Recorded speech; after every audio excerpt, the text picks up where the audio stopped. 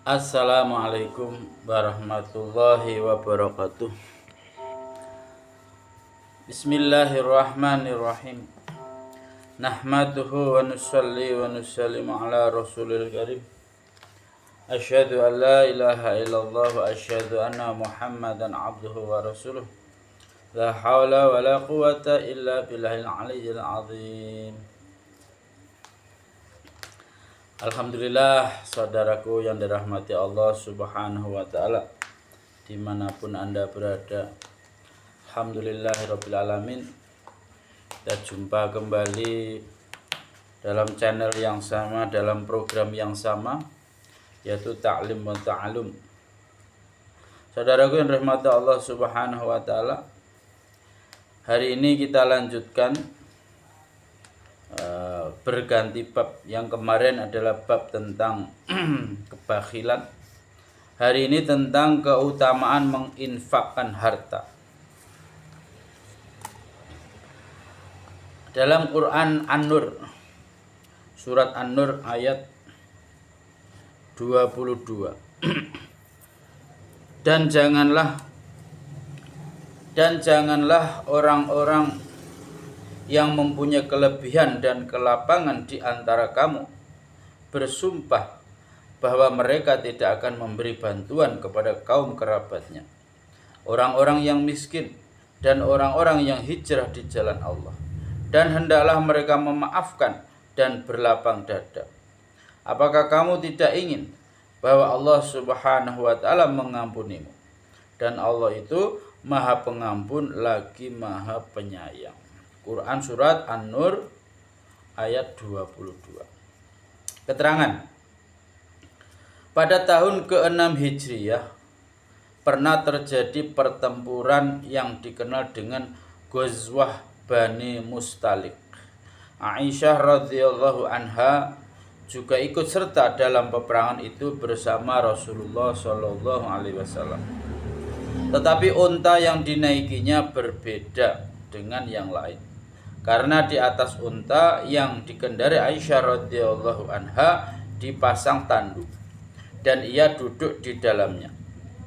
Jika waktu berangkat hampir tiba, beberapa orang akan mengangkat tanduk tersebut kemudian mengikatnya di atas unta.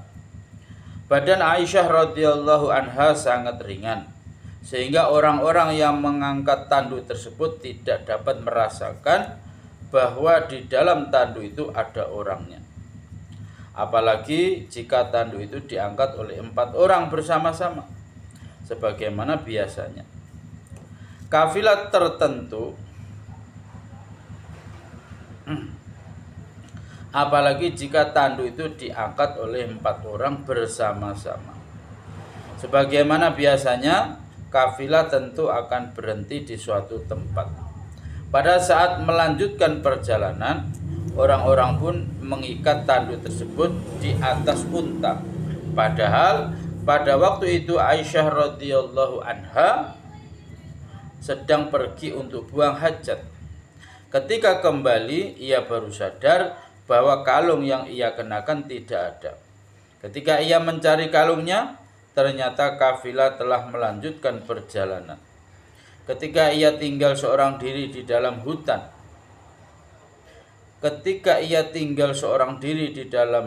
itu terpikir olehnya jika di tengah perjalanan nanti Rasulullah SAW mengetahui bahwa ia tidak ada dalam rombongan. Beliau SAW tentu akan mengutus orang ke tempat itu untuk mencarinya. Maka ia duduk di sana menunggunya. Dan karena kantuk menyerangnya, ia pun tertidur. Karena amal baiknya, Allah subhanahu wa ta'ala telah memasukkan ketenangan ke dalam hatinya.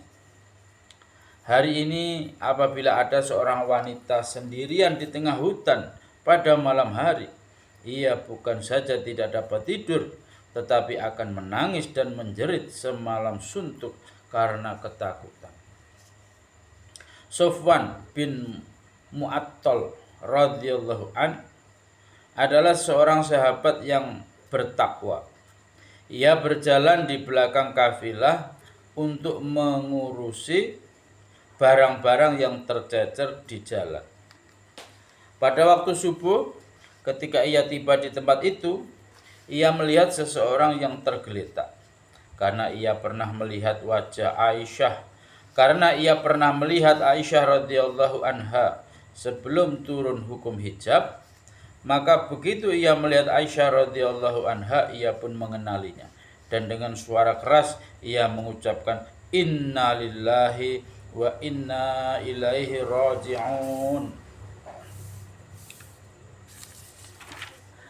Mendengar suara itu, Aisyah radhiyallahu anha lalu terbangun, kemudian menutup wajahnya. Lalu Sofwan radhiyallahu an mendudukkan untanya dan Aisyah radhiyallahu anha duduk di atas unta itu. Kemudian Sofwan radhiyallahu an memegang kendali unta dan menuntunnya. Selanjutnya menyusul kafilah. Melihat peristiwa itu, Abdullah bin Ubay yang menjadi pemimpin orang-orang munafik dan sangat keras dalam memusuhi orang-orang Islam, memperoleh kesempatan untuk membuat tuduhan kepada Aisyah radhiyallahu anha, dan ia menyebarkan fitnah tersebut dengan gencarnya. Ternyata ada beberapa orang Islam yang mengikuti Abdullah bin Ubay dalam menyebarkan fitnah itu. Atas kehendak Allah Subhanahu wa taala, pergunjingan itu telah berjalan selama 1 bulan dan fitnah itu telah tersebar di tengah-tengah masyarakat. Sedangkan wahyu mengenai kesucian Aisyah radhiyallahu anha belum diturunkan. Peristiwa ini benar-benar menyebabkan Rasulullah Shallallahu alaihi wasallam dan kaum muslimin bersedih hati. Betapa besar beban kesedihan yang harus beliau tanggung. Maka Rasulullah Shallallahu alaihi wasallam bermusyawarah dengan kaum laki-laki dan kaum wanita untuk menyelidiki kenyataan yang sesungguhnya. Namun demikian tidak diperoleh jalan keluar dan persoalan yang dihadapi tersebut. Namun demikian tidak diperoleh jalan keluar dari persoalan yang dihadapi tersebut. 1 bulan kemudian barulah diturunkan sebagian dari surat An-Nur yang menyatakan tentang kesucian Aisyah radhiyallahu anha dan tentang kemurkaan Allah Subhanahu wa taala terhadap orang-orang yang turut serta menyebarkan fitnah tanpa disertai bukti dan saksi tersebut. Di antara orang-orang yang menyebarkan fitnah tersebut antara lain adalah Mistah radhiyallahu an, seorang sahabat yang mempunyai hubungan kekerabatan dengan Abu Bakar radhiyallahu an. Abu Bakar radhiyallahu an selalu mencukupi keperluannya dan selalu membantunya. Karena Mistah radhiyallahu an telah terlibat dalam penyebaran fitnah tersebut, maka Abu Bakar radhiyallahu an merasa bersedih hati. Sudah semestinya jika Abu Bakar radhiyallahu an bersedih hati karena Mistah radhiyallahu an masih kerabatnya sendiri, tetapi ikut menyebarkan fitnah yang belum pasti kebenarannya.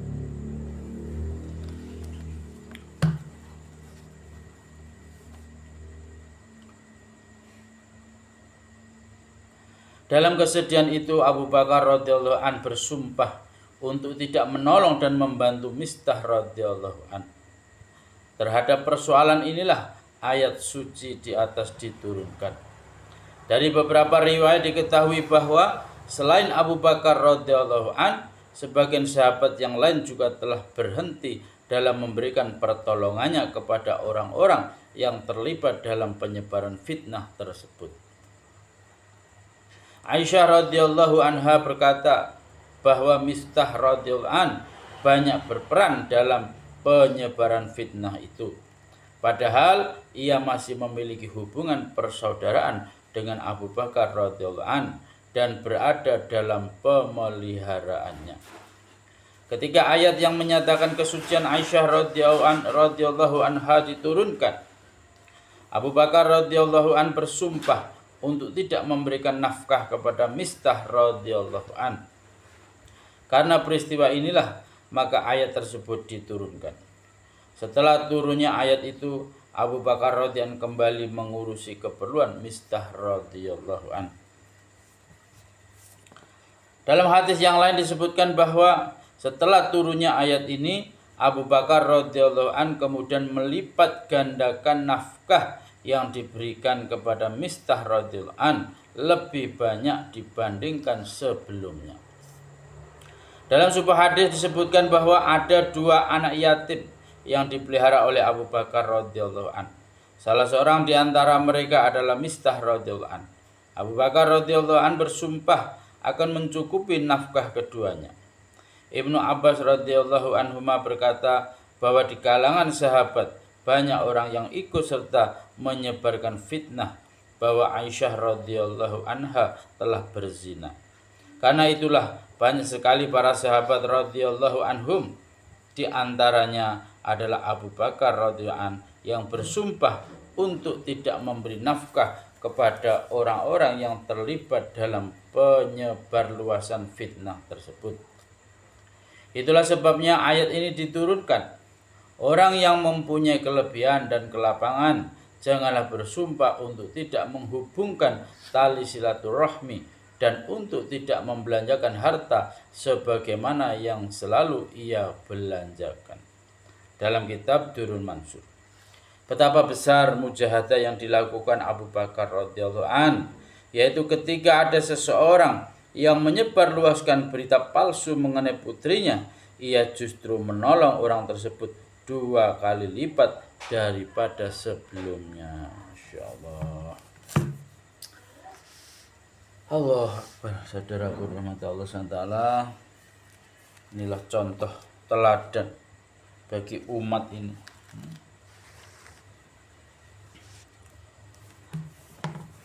Dari kerabatnya sendiri yang selama itu dinafkahi, ternyata dia membuat fitnah terhadap putrinya. Allah Akbar. Tapi ditegur oleh Allah Subhanahu wa taala sehingga dia sadar, bahkan dia memberi 2 kali lipat nafkah pada Mistah. Masyaallah. Saudaraku rahmat Allah SWT, ini taklim yang luar biasa. Dari sini kita ketahui bagaimana cara sahabat-sahabat dulu menggunakan hartanya. Bagaimana sahabat-sahabat dulu berakhlak terhadap manusia yang lain. Saudaraku rahmat Allah SWT, alhamdulillah taklim sedikit ini mudah-mudahan Allah SWT beri kepahaman dari teladan buat kita, dan berdoa, berusaha bagaimana kita bisa meneladani daripada sifat-sifat sahabat-sahabat Nabi sallallahu alaihi wasallam.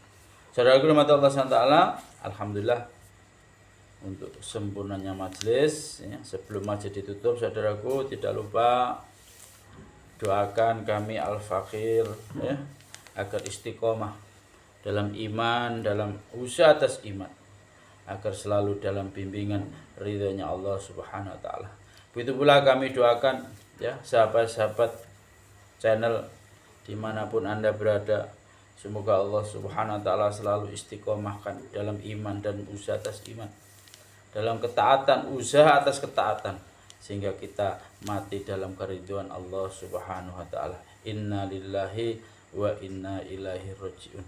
Sesungguhnya kita dari Allah, sesungguhnya kita datang dari Allah, sesungguhnya kita wujud karena ciptaan Allah SWT, dan kita akan kembali kepada Allah Subhanahu wa taala. Saudaraku, untuk sebelum majelis kita tutup doa para majelis. Subhanallah bihamdihi, subhanakallahumma bihamdika, asyhadu an la ilaha illa anta, astaghfiruka wa atubu ilaik. Assalamualaikum warahmatullahi wabarakatuh.